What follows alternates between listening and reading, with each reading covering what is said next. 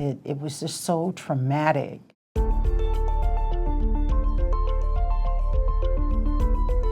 This mangled mass of metal, the aftermath of a violent crash in Tempe that left endless emotional wreckage in its wake. For me, it's like an ache that never goes away. I wake up, I think about Phillip. I go to sleep, I think about Phillip. It's so hard. Dwight and Phyllis Mercer describing the pain of losing their only son, Phillip, 2 years ago. Look what we're going through. We're going through, excuse my language, hell.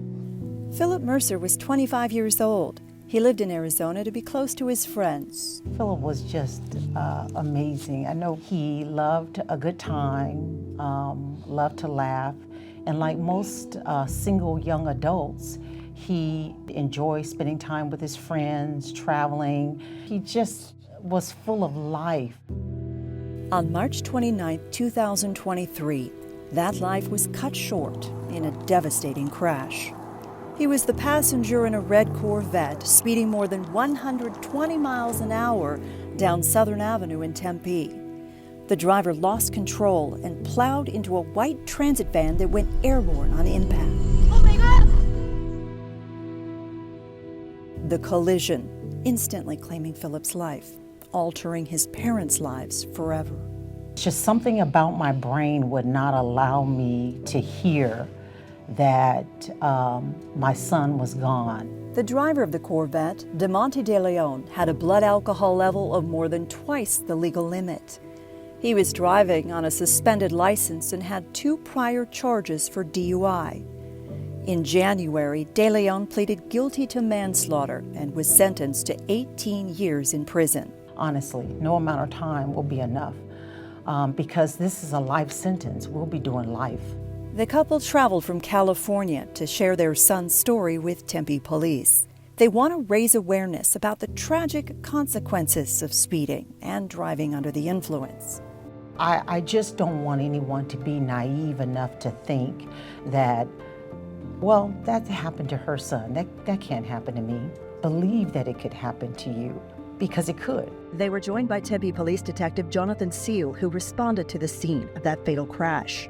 It's never an easy conversation to tell someone that their loved one has passed away.